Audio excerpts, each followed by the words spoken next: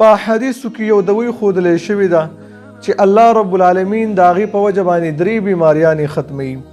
هغه ملګري چې هغوی وایي زموږ د سترګو د نظر مسله ده، ورځ په ورځ مو د سترګو نظر کمیږي او سترګې مو خوږیږي، د دې علاج په حدیثو کې څه دی؟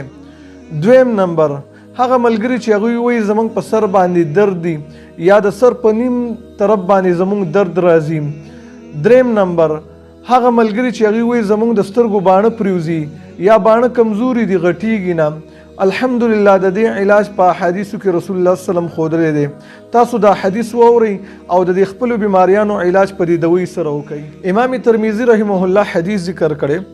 عبدالله ابن عمر رضی الله تعالی عنہ فرمایي نبی کریم صلی الله علیه وسلم او فرمایل علیکم بالاثم دی ول تاسو اسمت په نامه باندې رانجه استعمال کړئ، فانه یجل البصر ول زکه دا نظر تیزی، وینبت الشعر او د باڼو دا ویښته دا غټي.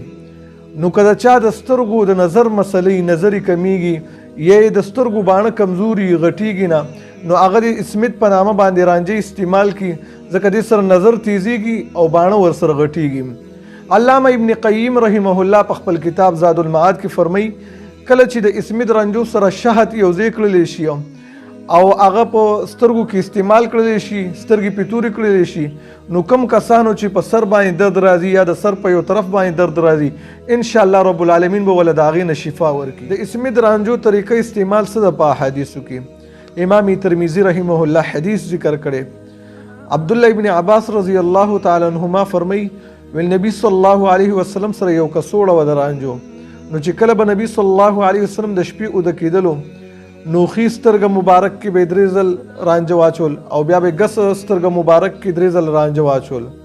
اسمت رانجه د ورځې هم استعمالولی شي، لیکن د شپې استعمال د دې ډېر زیات مفید دی، ځکه نبی کریم صلی الله علیه وسلم به د شپې استعمالول. نو د اسمت رانجو استعمالولو 3 فایدې دي. غټه نه غټه فایده دا چې دا د نبی صلی الله علیه وسلم سنت طریقه ده. 2مه فایده دا چې دا علاج دی او 3مه فایده دا چې دا خایس دی.